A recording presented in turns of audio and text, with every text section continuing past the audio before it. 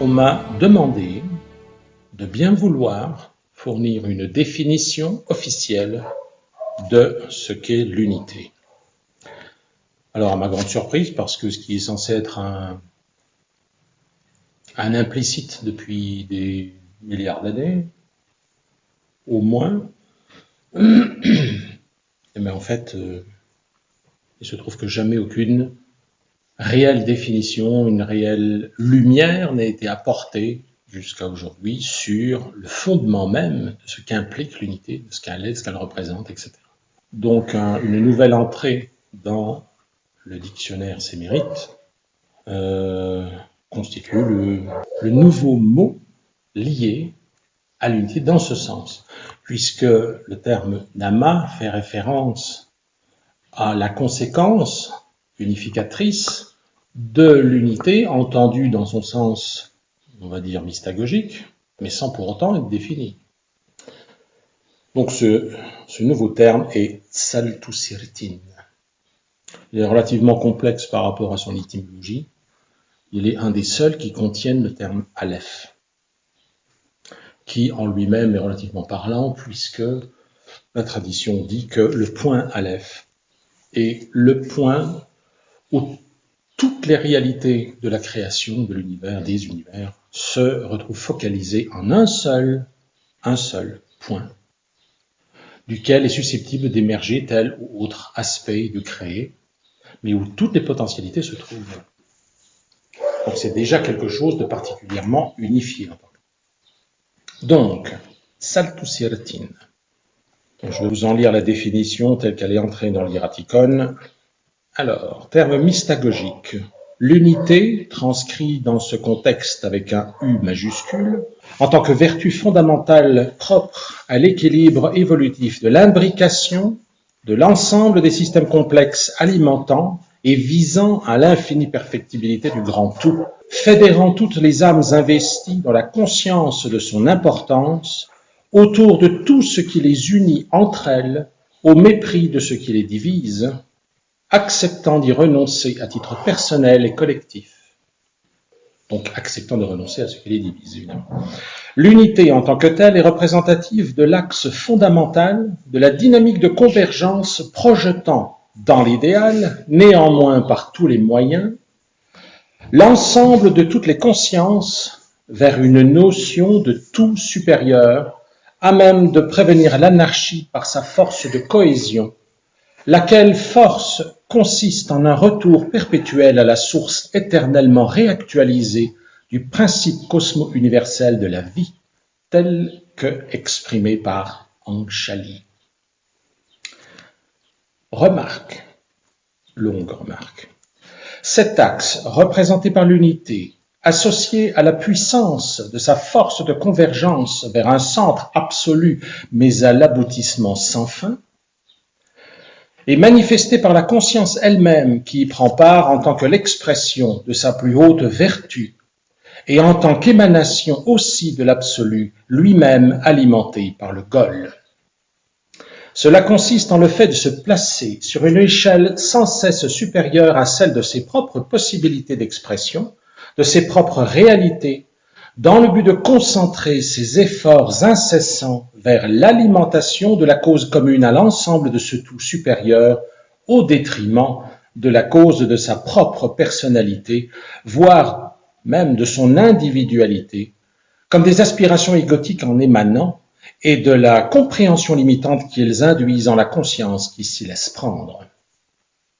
La force de ce que l'on nomme unité dans ce contexte est issue de la renonciation volontaire et inconditionnelle au service d'une cause à laquelle ses propres intérêts se trouvent être impliqués, si essentielle soit-elle, pour une autre perpétuellement supérieure, essentiellement inconnaissable, impliquant de s'en remettre alors sans condition à la bienveillante articulation de l'ordre suprême des choses architecturant les conditions d'application du grand plan prévu pour toute chose et toute conscience, plan prenant substance en l'Amaraïrat Serit.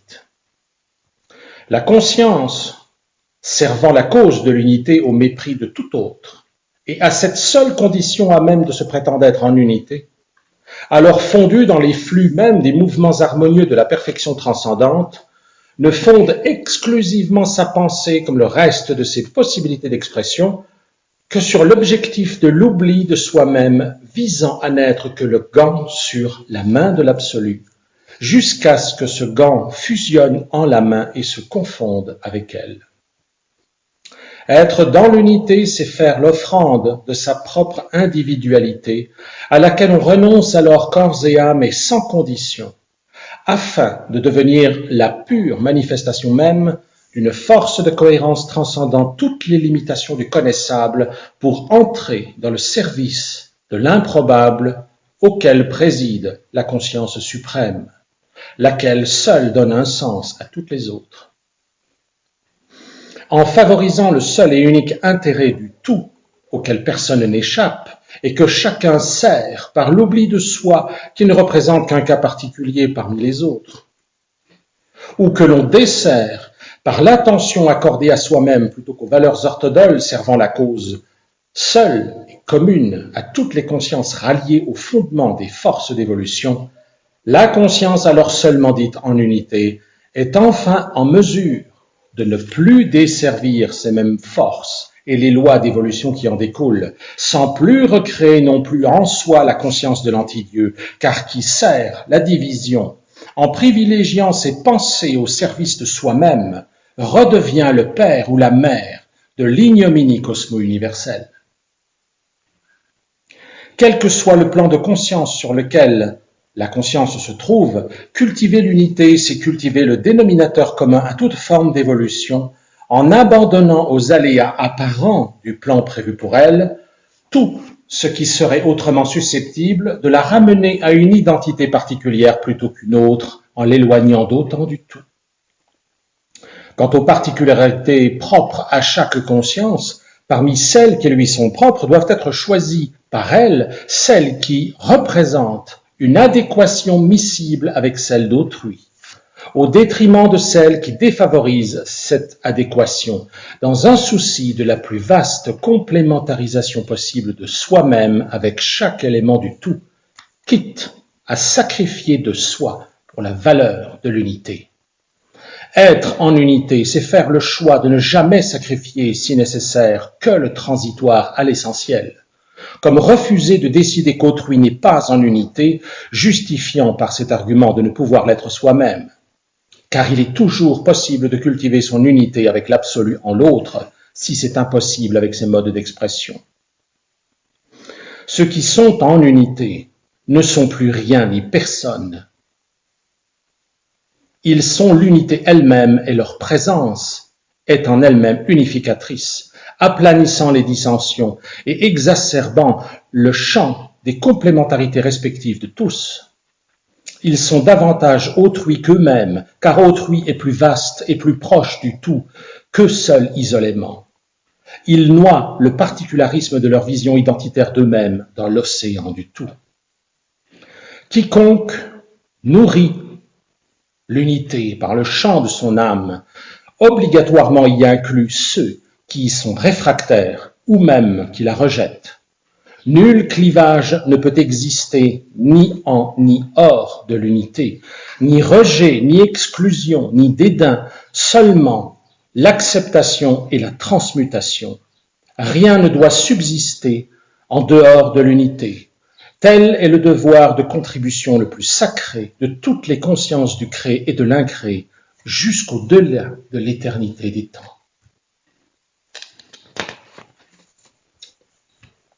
C'est complet comme définition. C'est la plus longue, je crois. C'est bien possible. En fait, c'est comme si le concept n'existait pas avant. Enfin, je veux dire, c'est comme si on redécouvrait complètement, à toutes les échelles, la notion même. Mais c'est ça. Et comme si, ah, c'est ça, enfin, il y a, vous voyez, il y a ah ouais. Ouais, disons que chacun avait sa propre conception de la chose. Le fait est que ce qui a particulièrement gêné avec les différentes approches de l'unité, puisque l'unité représente le véritable fondement des temps orthodoles, et surtout celui de l'âge de diamant. C'est le là absolu, et personne ne peut y échapper en espérant être encore dans la course. Le saut d'évolution collective, quelque part, sera manifesté par ça, par cette fusion de soi, cet abandon à l'unité. Si on est censé s'accorder sur un là et que tout le monde s'accorde sur une autre différente, ça fait une cacophonie pas possible. Exactement. Et c'est la situation finalement. Absolument. Mais c'est valable pour tout un chacun. De la conscience qui s'éveille dans le monde minéral jusqu'au plus absolu des aspects de l'absolu et au-delà. Le plan lui-même, etc. Tous sans exception. Ça accorde la vibration de l'absolu entre chaque être, entre chaque chose, entre chaque... Voilà, ça, je trouve que c'était bien exprimé ce qu'il disait. On peut comprendre tout de suite. C'est un peu le but aussi, que ce soit... Ouais. Il y a des termes, il y a des termes clés qui sont quand même plus importants que d'autres, des notions qui sont...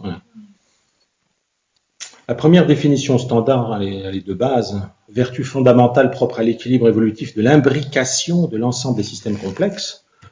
Tout est un système complexe, quelque part. Le vivant est un système complexe, et l'ensemble du vivant en est un.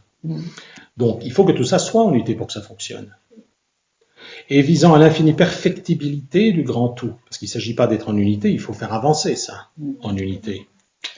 Fédérant toutes les âmes investies dans la conscience de son importance, autour de tout ce qui les unit entre elles, au mépris de ce qui les divise, acceptant d'y renoncer à titre personnel et collectif. Donc, quand je dis souvent « il faut s'oublier », c'est justement, c'est ne pas perdre l'essentiel, par contre, parce que ça, c'est précisé plus loin, c'est ne pas tenir à son identité et l'image que l'on cultive de soi-même, à tort ou à raison, au mépris de l'unité. On entend souvent dire « oui, l'unité c'est bien, mais enfin, je ne pourrais quand même pas me laisser dire n'importe quoi par n'importe qui. » mais c'est ça. Alors, je comprends l'argument. C'est vrai que, d'un point de vue strictement personnel,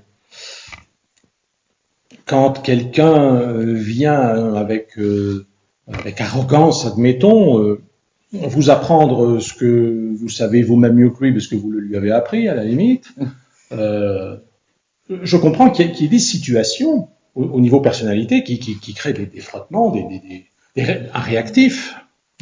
Mais si on entre en réaction, ce qui est encore une fois compréhensible, c'est humain, mais si on entre en réaction, on est dans le rejet de ce qui vient de nous être dit, et de celui qui vient de nous le dire. Et pour qui il se prend, celui-là? Enfin, bon, bref.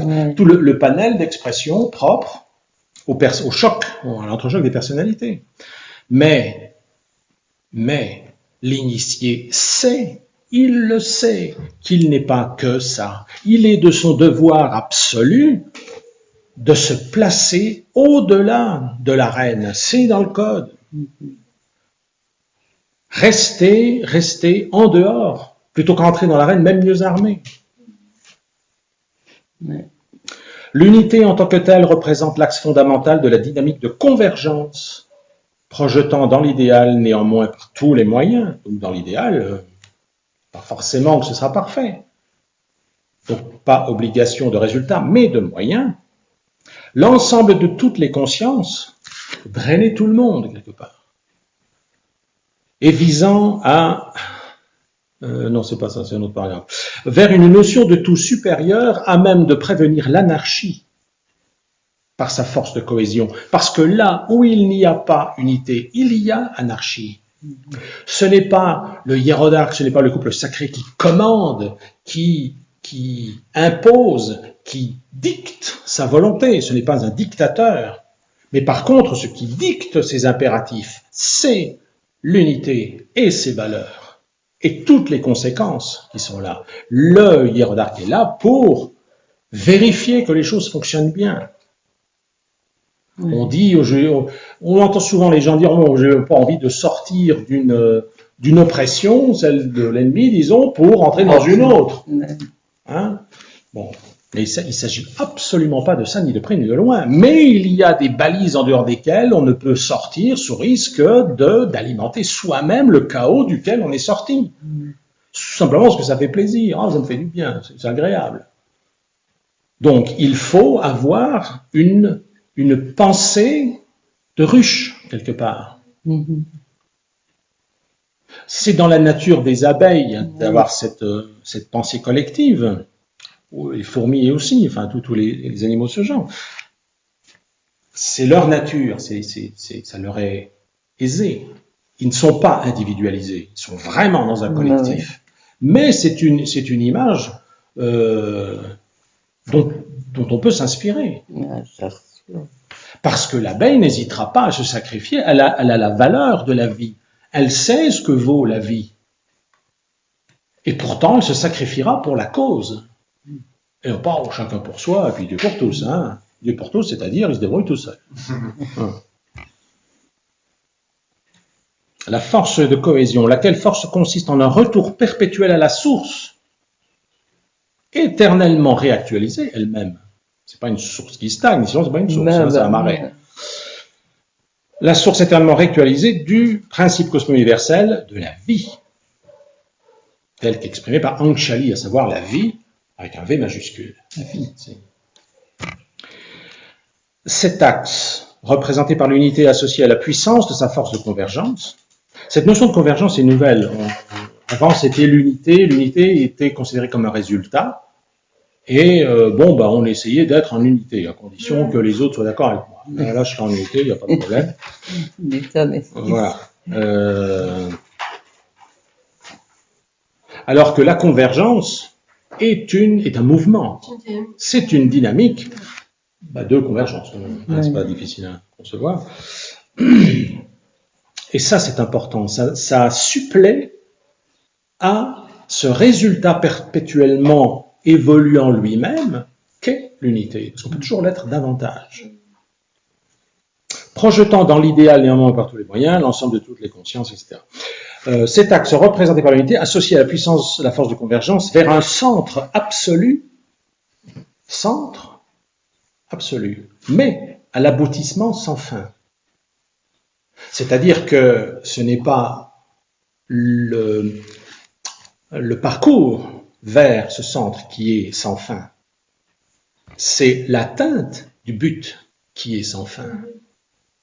Ce qui implique le parcours du chemin sans fin vers l'unité, en étant toujours de plus en plus le tout, moins que soi-même personnellement. Et manifesté par la conscience elle-même. Donc, l'unité, la valeur de l'unité, ce n'est pas, c'est moins la dynamique ou le résultat que ça représente que l'âme elle-même qui va enclencher ce principe en elle. La clé de l'unité n'est pas une technique que l'on doit appliquer. C'est un état d'esprit que l'on nourrit soi-même. En ses mérites, être en unité se traduit par être soi-même l'unité. Tout à fait différent. La conscience elle-même qui y prend part en tant que l'expression de sa plus haute vertu, en tant qu'émanation aussi de l'absolu, parce que l'âme est quand même issue de l'absolu. On dit, l'absolu c'est loin, non, l'absolu c'est pas loin, c'est ici, c'est maintenant, c'est tout de suite, c'est là. Voilà. Lui-même alimenté par le goal. Le fait d'être identifié à cet absolu permet de ne pas avoir besoin de se réaliser d'abord pour exprimer l'absolu. Comme quelqu'un me le faisait remarquer récemment, il n'y a pas besoin de se libérer d'abord pour réussir ensuite. C'est l'inverse. C'est exactement l'inverse. Et il n'y a même pas besoin de réussir du tout pour pouvoir... Voilà. À partir du moment où on est sur le bon chemin et qu'on le parcourt dans l'état d'esprit juste.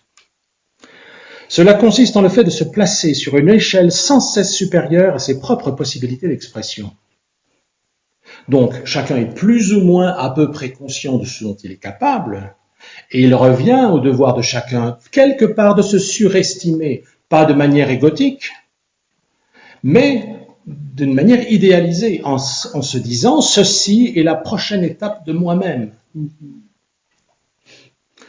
Donc, une échelle sans cesse supérieure à ses propres possibilités d'expression, ses propres réalités, donc, quotidiennes, d'où l'intérêt de se focaliser sur le quotidien. On dit, le quotidien, il doit s'effacer.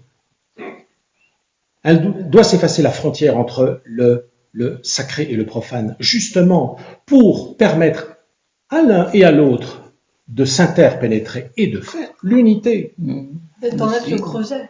Exactement. Dans le but de concentrer ses efforts incessants vers l'alimentation de la cause commune à l'ensemble de ce tout supérieur. Cette cause commune auquel on coparticipe de manière absolument active, je serais tenté de dire que si personne n'est indispensable au tout, chacun est une pièce fondamentalement essentielle. Et quand quelqu'un s'en va, il y a un manque dans la création, ne serait-ce qu'un, qui doit être comblé d'une autre manière par quelqu'un d'autre. Tout le monde est absolument co-auteur de l'évolution de la création dans le sillon de cette unité qui tient l'ensemble de manière cohérente. Au détriment de la cause, de sa propre personnalité, parce que si on se concentre sur soi-même, on ne voit plus le reste, c'est terminé. Voire de son individualité, la personnalité transitoire, soit l'individualité, c'est quelque chose qui semble précieux à l'être humain. Seulement, l'être humain et l'être humain réalisé, c'est déjà autre chose. L'être humain a pour objectif, au niveau incarnationnel, de transcender ses limitations humaines, transcender sa condition. Il est de ferment divin. On ne peut pas demander à une entité, à l'entité d'une pierre, de devenir l'absolu. Il faut d'abord qu'il passe par le règne suivant. Mais c'est tout aussi, à la limite, difficile pour elle de concevoir devenir un végétal qui pousse, machin, au vent, tout ça. Il faut expérimenter l'individualité pour pouvoir s'en extraire. Exactement. Chaque fois. C'est pour ça qu'on sort de l'animalité pour expérimenter l'individualité, pour ensuite voir la valeur des deux et, dans une position individuelle, se fondre dans le tout. Mais pas devenir l'esclave d'un Dieu. Donc, détriment de la cause de sa propre personnalité, voire de son individualité, comme des aspirations égotiques en émanant, et de la compréhension limitante qu'ils induisent en la conscience qui s'y laisse prendre.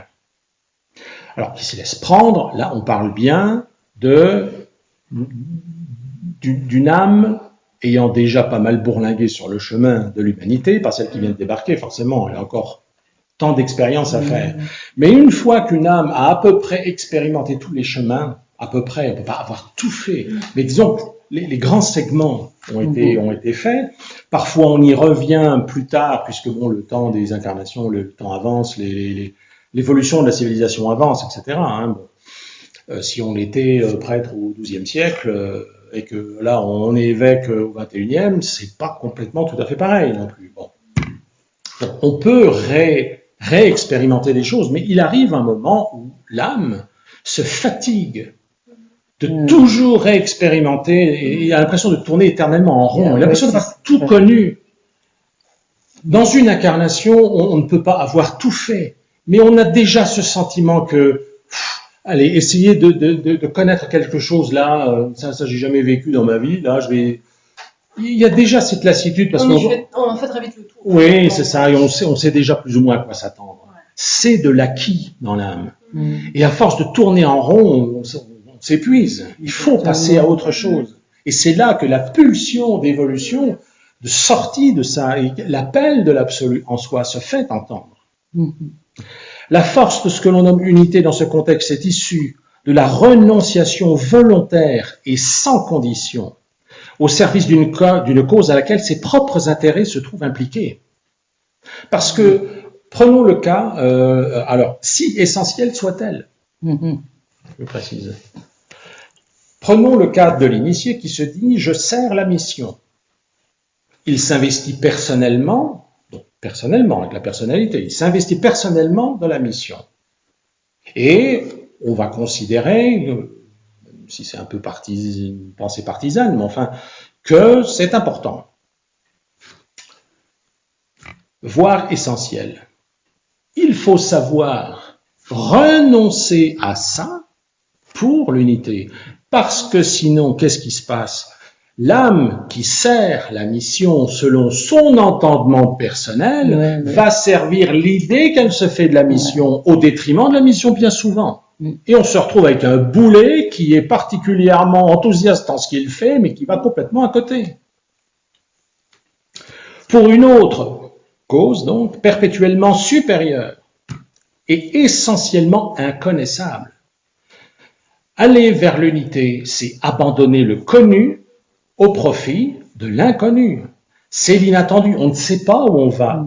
On s'en remet au plan et on se laisse guider, et en parfaite confiance. On sait que de toute façon, plus on lâche, plus on sera en sécurité. Mais c'est inconfortable pour le mental, il ne peut plus rien gérer. Que ce qui lui arrive sur l'instant, il ne peut pas prévoir, il ne peut pas faire de projection vers un avenir qui de toute façon n'arrive jamais. Mais lui, il est content avec ça, et puis voilà. C'est aussi accepter de ne pas comprendre. Mais c'est accepter de ne pas comprendre, exactement, tout à fait. Alors, je conçois qu'il faille être en mesure. Il faut être prêt pour embrayer dans ce... C'est pas un club de lecture, hein, où, tiens, on va lire des livres sympas, et puis ce sera chouette, quoi. Ça peut, hein, mais pas que. Oui, bien sûr. Pas pareil. Donc, pour une autre perpétuellement supérieure, essentiellement inconnaissable, impliquant de s'en remettre alors sans condition à la bienveillante articulation de l'ordre suprême des choses, architecturant les conditions d'application du grand plan prévu pour toute chose et toute conscience, parce qu'à ce moment-là, on permet aux événements, au hasard, entre guillemets, d'interagir avec soi. On ne bloque nulle part. Parce que si on bloque, si on a peur, si on recule, si on refuse, si on rejette, on va se retrouver dans une situation où le plan va devoir s'adapter à ça, mais nous mettant en face des conséquences en rapport. Donc lui est freiné dans son élan pour nous, nous sommes freinés par rapport à lui, par rapport à toi, jusqu'à ce que tout le monde arrive à comprendre que finalement il faut lâcher. Mais il est néanmoins essentiel de passer par ce stade de refus, de rejet et de se prendre des portes fermées parce qu'on a décidé qu'elles étaient ouvertes et que c'est pas pour autant qu'elles s'ouvrent. C'est important parce que à ce moment-là, au bout d'un certain nombre de fois, on sait qu'il vaut mieux passer quand c'est ouvert que quand c'est fermé. C'est bête, mais voilà. Plan prenant substance en la Maya Ratzerit. La conscience servant la cause de l'unité au mépris de toute autre, et à cette seule condition à même de se prétendre être en unité. Alors c'est tout ou rien. On s'offre complètement, et là on l'est, sinon on ne l'est pas. Si on l'est à 99%, on ne l'est pas. Ouais. C'est le oui mais. Ça. Alors fondu dans les flux mêmes, c'est ce que je disais, des mouvements harmonieux de la perfection transcendante, parce qu'à partir du moment où on perd ses repères, on ne sait pas où on va, on se laisse guider quelque part, en abandonnant ses propres prérogatives et en se disant je me mets au service de la cause et que la cause vienne à moi et je servirai comme je le pourrai avec ce qui se présentera, sans savoir du tout de quoi il s'agit, comment être sûr de ne pas se tromper? Parce qu'il y a beaucoup de choses, beaucoup d'interactions qui vont se présenter. On va essayer de vous détourner du chemin. Est-ce que c'est le plan qui me l'envoie? Est-ce que c'est le double qui essaie de me s'arrêter? Il y a de grosses incertitudes qui naissent à ce moment-là. Et dans ce cas de figure, le seul et unique recours disponible à tout un chacun, ce sont les 5 piliers. C'est la seule chose qui permette de donner cette énergie à l'absolu qui va pouvoir vous guider, mais comme un vent parfait dans les voiles d'un bateau. Alors, fondu dans les flux mêmes des mouvements harmonieux de la perfection transcendante, ne fonde exclusivement sa pensée, donc l'âme investie dans l'unité, qui est en unité, ne fonde exclusivement sa pensée comme le reste de ses possibilités d'expression, la parole, entre autres, l'émotion même, que sur l'objectif de l'oubli de soi-même, visant à n'être que le gant sur la main de l'absolu. Le gant sur la main de l'absolu. Moi, je peux déjà utiliser ça. Oui, C'est tout bien au début. dit ça, oui. jusqu'à ce que ce gant, à force d'être souple, parce que si c'est un gant de boxe, Oui. on parle bien d'un gant souple, Mais- jusqu'à ce que ce gant fusionne en la main et se confonde avec elle. mais- une peau Et là, c'est la seule. réintégration. Et là, c'est la réintégration De la main. Mais c'est- du gant. Être dans l'unité. Parce que prêter main forte à quelqu'un, c'est une chose. Prêter main forte à l'absolu, bon, c'est quand même selon son entendement personnel.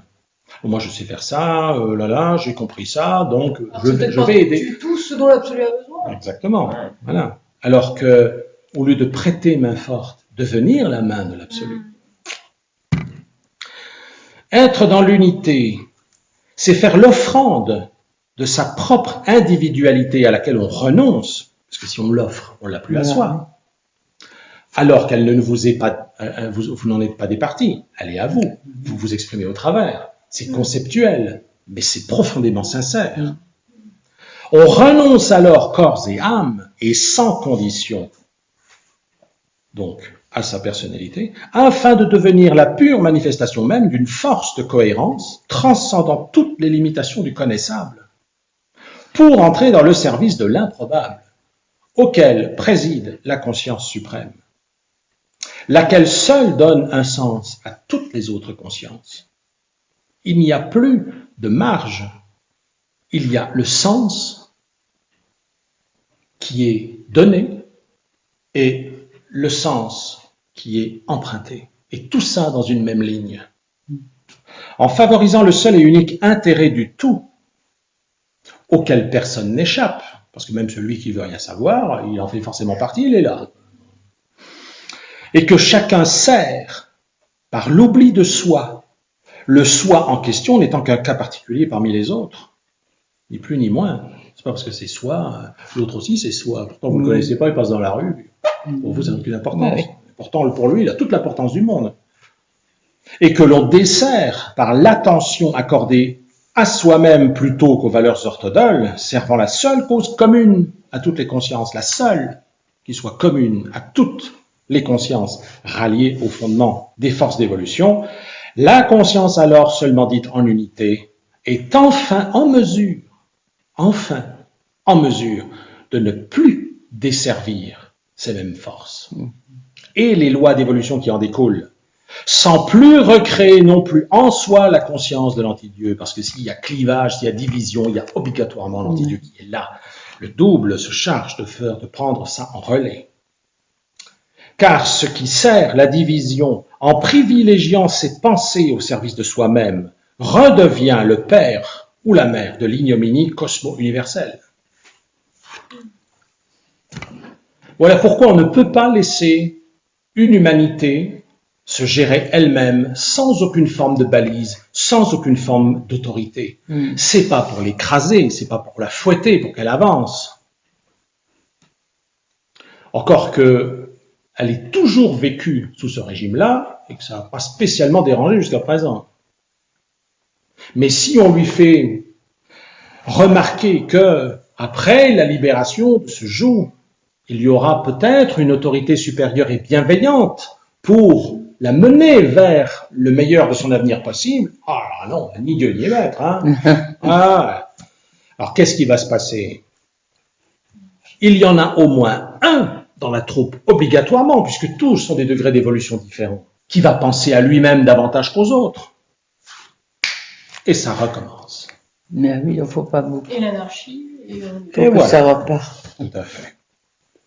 Quel que soit le plan de conscience sur lequel la conscience se trouve, donc pas forcément la matière dense, ça peut être même des plans très hauts, cultiver l'unité, c'est cultiver le dénominateur commun à toute forme d'évolution, en abandonnant aux aléas apparents du plan prévu, parce que ne le connaissant pas, c'est une surprise permanente, ça a l'air d'être un mouvement à la limite chaotique, sans sens, alors que si on prend le recul, on perçoit quand même le sens.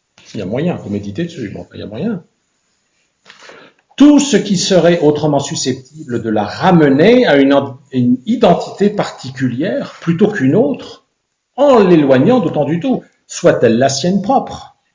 Je suis monsieur un tel, bon, je m'aime bien, je suis assez beau, tout ça, et puis j'ai un bon job, ou alors je suis un pauvre va-nu-pied, pauvre de moi, personne ne veut de moi, on se lamente, hein. On ne voit que soi. Et forcément, si on se voit soi, si on se contemple soi-même d'une manière ou d'une autre pour s'admirer ou pour se plaindre, on ne voit plus le reste. Et c'est terminé de l'unité. Et là, ça noyote de l'intérieur. Quant aux particularités propres à chaque conscience, parce que chacune a les siennes, forcément, puisque chacun est différent, parmi celles qui lui sont propres, doivent être choisies par elle celles qui représentent une adéquation miscible avec celle d'autrui, au détriment de celles qui défavorisent cette adéquation.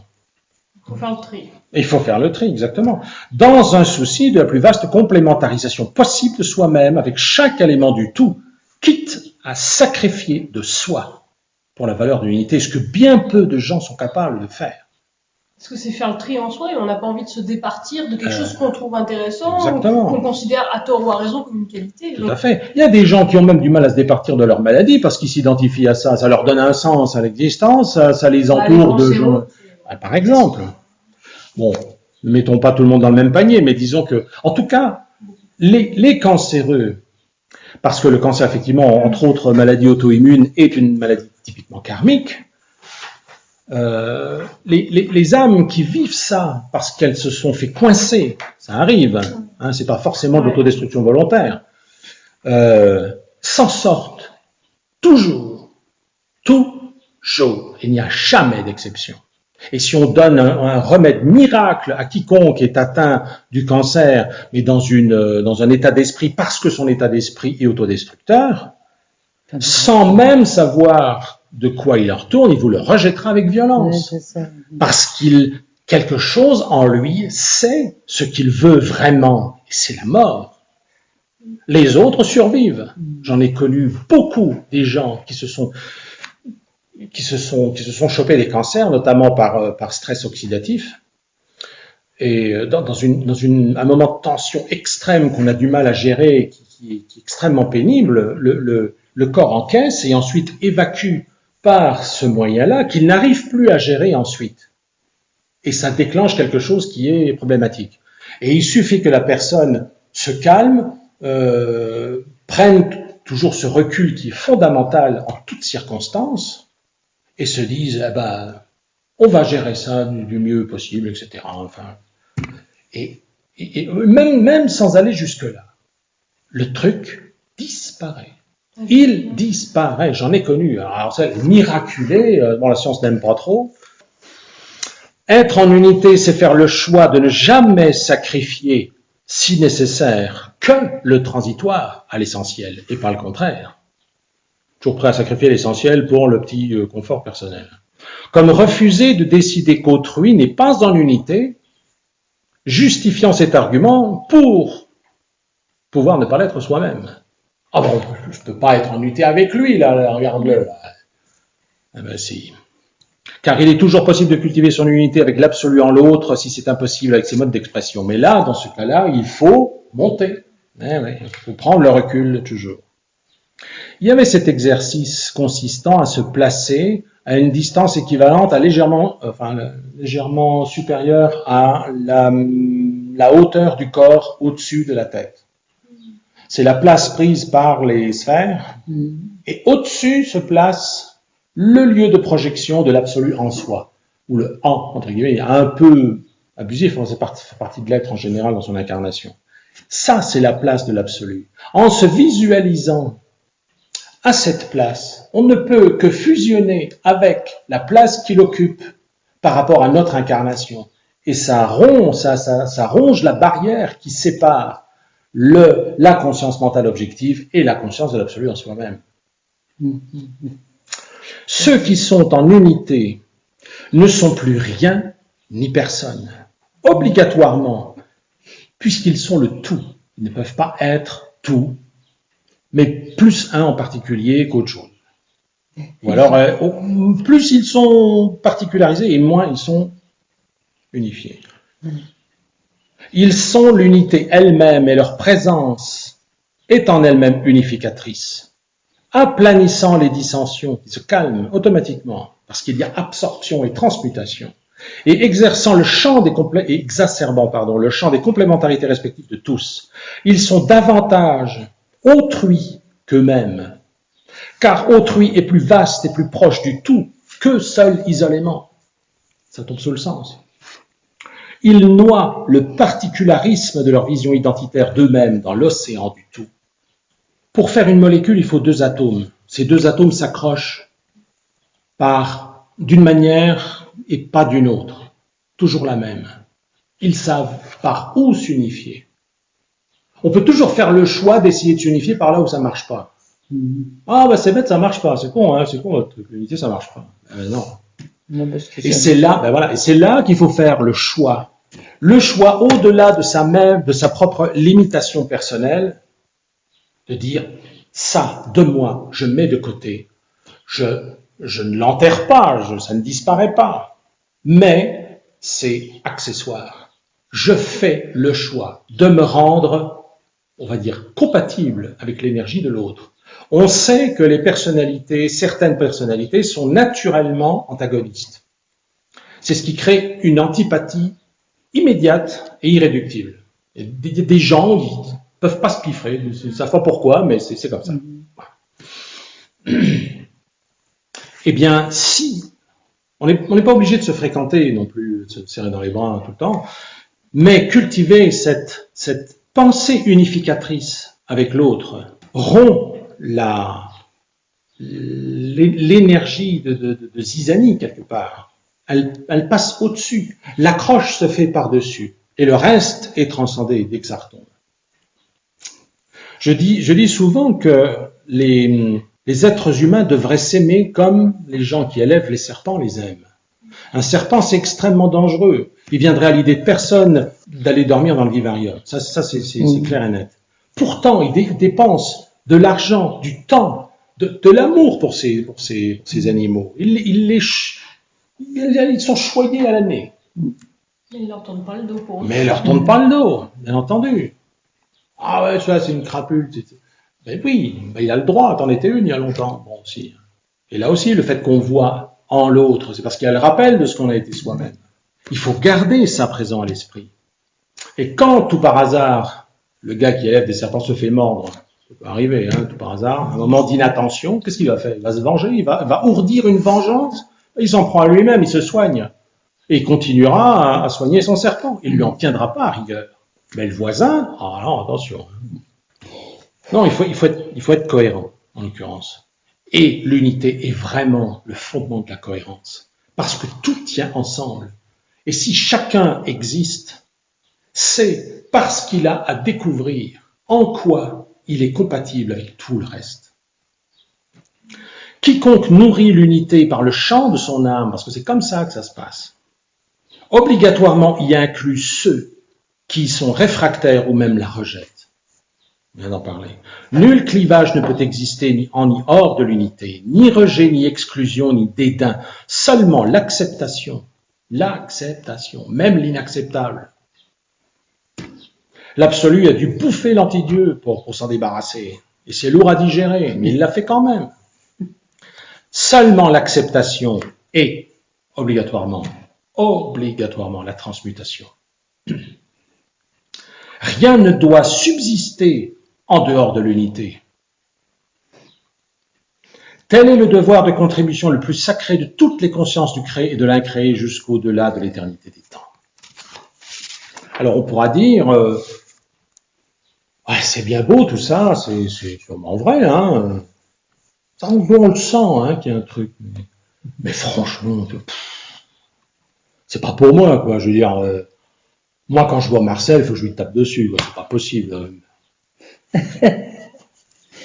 On peut comprendre. Mais oui, à la limite, c'est pas de sa faute, il est tellement con, quoi. Non, mais je comprends aussi.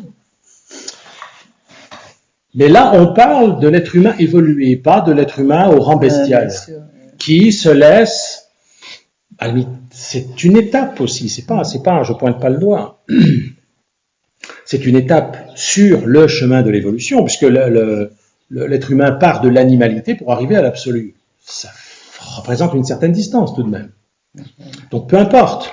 Mais à partir du moment où l'âme est prête, l'âme sent cet appel et souhaite y répondre parce que elle sent que son destin l'y mène et qu'elle a fait le tour, comme je le disais tout à l'heure, et que c'est son aspiration et qu'elle en a davantage envie et besoin que de n'importe quoi d'autre. C'est un phénomène de balance finalement. L'équilibre des valeurs seront pour prendre un autre, équilibré sur un autre fondement finalement, sur d'autres priorités. Cette âme-là ne peut pas jeter l'unité aux ordures en disant c'est trop difficile ou ça.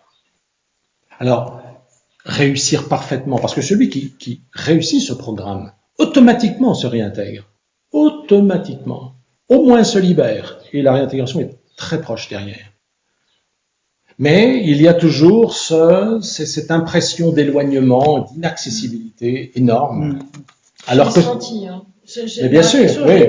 C'est une peur, ça. Évidemment, mais oui, ça fait peur. Évidemment. Et pourtant, c'est présent. Le nom d'un chien, c'est présent, quoi. C'est là. Tout dépend de son choix. Alors, qu'est-ce que vous voulez vraiment? Il faut répondre à cette question. Parce que si soi-même on n'est pas, j'en sais rien. On me l'a fait, hein. Dans le cadre de l'initiation? Oui, oui. Enfin, pas haut. Oui, pas le rite d'initiation en soi, mais dans le milieu. Hein. Je sais pas. Non, mais oui, hein. Au moins, c'est honnête. Je crois. On va pas dire de bêtises. Enfin bon. J'en sais rien. Je dis, mais il faut trouver. Chacun a une aspiration. C'est la première étape, quoi. Ben on est oui. dans une vie spirituelle. Ben quand même, Vous vous faites un truc, vous le faites pourquoi? Parce que c'est Ouais. cool, parce que j'ai une bonne tête, parce que vous rencontrez des potes. Ouais, c'est sûr. Hein. Bon, pourquoi?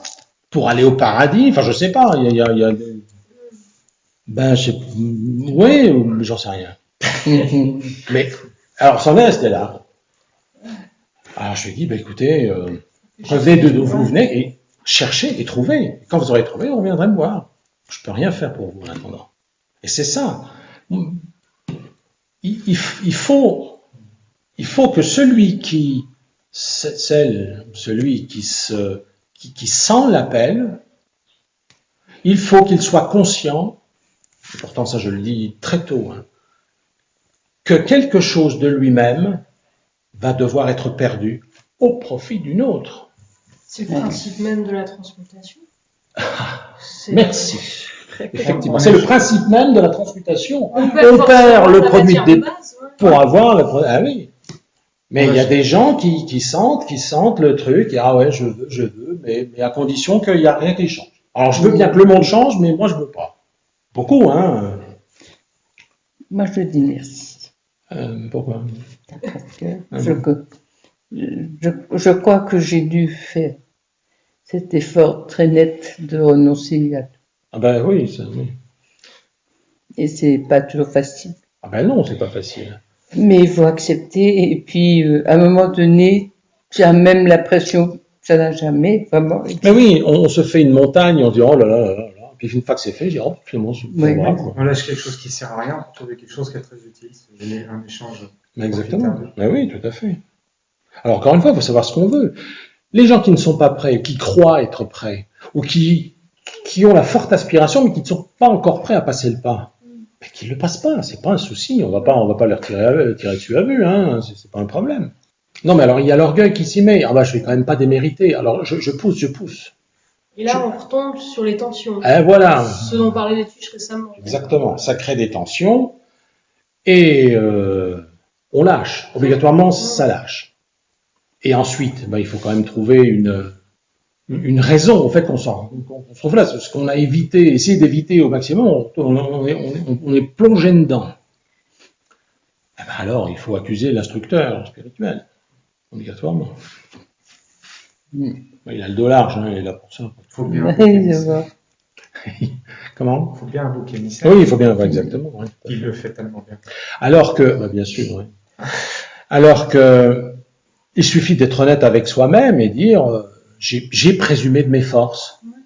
Mais ça, c'est lucide, c'est courageux, c'est héroïque. Et ça, personne n'en tire rigueur. Pardon? C'est de l'humilité force. C'est de l'humilité force, absolument. Donc entrer dans l'énergie de l'unité, c'est être un trapéziste sans filet, mais qui ne sait pas encore qu'il va se faire pousser des ailes. Ah, c'est une belle image, effectivement. Mais ouais, exactement. Et c'est une énergie, si j'ai bien compris, qui est aussi agglutinante, donc qui va attirer à elle, toutes les manifestations qui lui ressemblent, et qui va faire un effet qui va pousser tout ça vers le haut, quoi, Ouais, dans la même ça enclenche un cercle vertueux. Absolument. Et on n'a plus besoin de tous les artifices ensuite dont se parle la personnalité pour se rassurer, pour se... On revient à ça à chaque fois. Voilà. On reconduit, Exactement, on redirige. c'est ça. C'est un effort permanent, mais c'est que le début qui coûte. Ensuite, on est dans le mouvement. Quand on est à vélo à pleine vitesse, il n'y a pas besoin de mettre beaucoup sur le pédalier pour entretenir la vitesse. Hein. Non, c'est quelque chose qui est sur lequel, a priori, grâce à ça, toute forme de conscience va pouvoir s'entendre. Ils sauront exactement ce qu'il en est et devront prendre position par rapport à ça. Ce qui conduit à mener la barre encore une fois un peu plus haut pour le corps initiatique. Mais ça s'arrêtera jamais, ça. Ah oui, voilà. Mais c'est un élan naturel. Il n'y a que le mental et le double qui ait peur. Si on lâche, on lâche prise, ça passe tout seul. Ça n'a pas essayé de comprendre. Ce sera logique comme ça, quoi. Absolument. Ah oui, la difficulté augmente tout le temps, pourtant c'est pas plus dur qu'avant, à un niveau, c'est juste difficile autrement. C'est ça. Ce n'est jamais l'effort orthodole n'est jamais épuisant. S'il l'est, c'est qu'il y a un problème, il faut décortiquer. C'est qu'on n'est pas tout à fait dans le truc, ou il y a quelque chose qu'on n'a pas compris, ou alors qu'on considère que il faut absolument faire un effort particulier dans le sens, alors que c'est pas forcément requis, à la limite. C'est mal orienté. L'effort doit être joyeux. S'il l'est pas, c'est qu'il y a un problème. Et il peut être résolu, il suffit de regarder en face. Mais encore une fois, bien des gens disent, avec tous les efforts que j'ai faits dans ce mauvais sens, je les ai quand même pas fait pour rien non plus. Alors, je continue dans le mauvais sens, moi ça rentabilise l'effort, quoi. Alors que Mais ça fait rire, dit comme ça. Mais le nombre de gens qui... Même des entreprises font ça, on l'a vu. Ils savent qu'un produit ne marchera pas, mais ils ont dépensé tellement de temps qu'ils veulent aller jusqu'au bout, sachant que ça va les couler. Absolument. C'est fou, hein. Alors que cet effort déployé, même si on s'est planté royalement, il n'est pas perdu. Cet effort, cette énergie déployée, elle sera transmutée d'une manière ou d'une autre, consciemment ou non. Mais... Absolument. Aucun effort n'est jamais perdu. Voilà. Et l'erreur est toujours pédagogique, à condition de ne pas la rejeter ou se braquer parce que, oh mon Dieu, moi qui suis tellement parfait, je me suis planté, c'est inacceptable. Faut pas que les autres le sachent en plus. Non, on peut...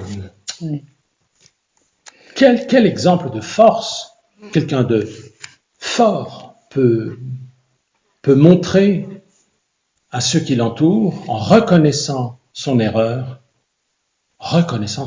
Qui a le courage de faire ça? Comme ça, facilement. Il faut... ça force le respect, obligatoirement. Parce que l'orgueilleux ne comprend pas. Pas de sa faute, il comprendra un jour. Je veux dire, rien n'est inéluctable, quelles que soient les erreurs, quelle que soit l'impossibilité, quel que soit le handicap, quel que soit le... Oh, j'y arrive pas, les 5 piliers, mais je fais que ça toute l'année, et puis ça fait 10 ans, et puis toujours pareil. Une lecture, quoi. Ouais, mais peut-être que ça viendra dans 4 siècles, on ne sait pas. Peu importe. Peut-être que ça ne viendra que lorsqu'il aura lâché l'idée d'y parvenir. C'est toujours pareil, le détachement, voilà. Les 5 piliers ne peuvent pas être considérés isolément. On ne peut pas s'en priver d'un ou de l'autre non plus. C'est ou les 5 ensemble, unifié en un quasiment, c'est un faisceau constitué de 5 éléments, ne devrait même pas représenter les 5 piliers l'un côté de l'autre, c'est vraiment un faisceau. Une colonne. Oui, une colonne quintuple. Soit les 5, soit rien. Et l'humour est absolument indispensable. C'est curieusement le plus difficile. Le plus difficile à exprimer. Et le moins bien compris. Et le moins bien compris, absolument.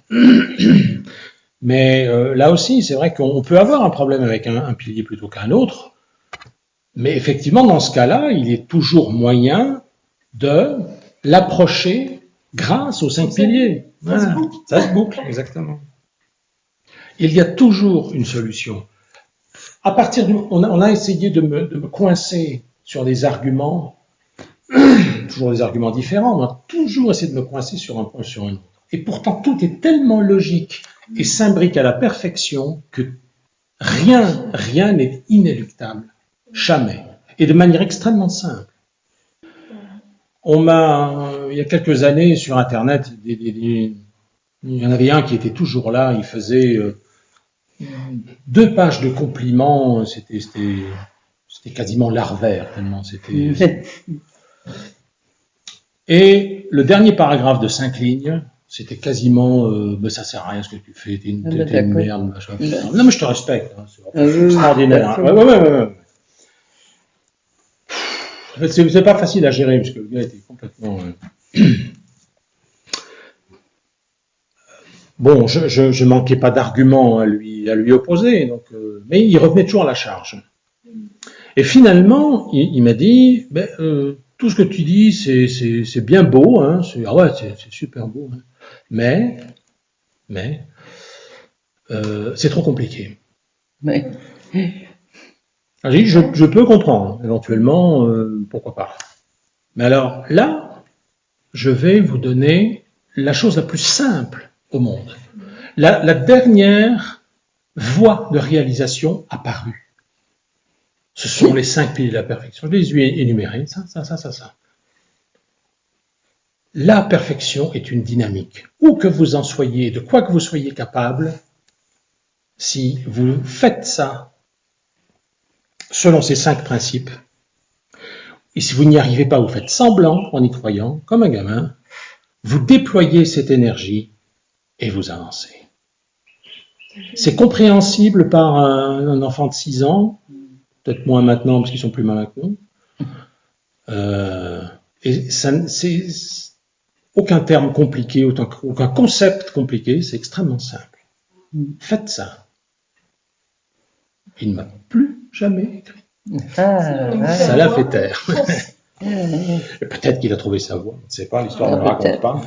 Enfin voilà, l'unité est à présent définie avec des balises bien précises et a priori des éléments faciles à intégrer, à comprendre en tout cas. Et encore une fois, l'impossibilité relative nécessite qu'elle soit poursuivie sur le chemin qui y mène. Elles ne sont pas destinées à être rejointes. Si je dis à quelqu'un, rejoignez l'horizon et vous gagnerez votre libération, outre le fait que ça paraît stupide, mais admettons que ce soit effectivement vrai, qu'est-ce qui va se passer? Jamais il rejoindra l'horizon. Il finira par se rendre compte que l'horizon le prend un peu pour un con, parce que chaque fois qu'il avance, l'autre il recule, quoi. Jusqu'à ce qu'il s'aperçoive que tout le chemin parcouru l'aura ramené à son point de départ et l'aura transformé. Et sans avoir besoin d'atteindre l'horizon, mais parce qu'il l'a poursuivi, parce qu'il avait un objectif, il aura gagné. Donc il n'y a pas besoin d'y parvenir, il faut simplement le faire selon les 5 piliers. C'est indissociable de l'unité. C'est indissociable du rayonnement de l'absolu en soi. C'est indissociable de l'avenir de ce monde et de tous les autres, évidemment.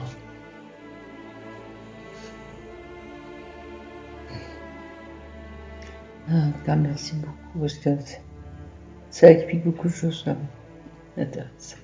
C'est aussi bien qu'une soirée télé. Yes. Bah oui. Le blocage. Le blocage. Oui, il y a le fait que ça peut pas basculer, du fait que avant l'introduction de cette notion, le fait de basculer, quelque part, ça crée obligatoirement une forme d'unité, surtout s'il n'y a plus d'ennemis. Donc si c'est mal compris, c'est mal vécu, mal manifesté. De fait. Ouais. Chacun sur sa teinte, chacun sur sa note. Du coup, Ouais. C'est la facile quand il y a partition s'harmonise pas. Quand il y a un ennemi, on peut lui dire ah, c'est ta faute si le monde y va mal. Oui. Nous, on a tout fait bien et Voilà. puis lui, il détruit tout. Bah, là aussi, on se sert de l'ennemi comme émissaire. Voilà. Ouais.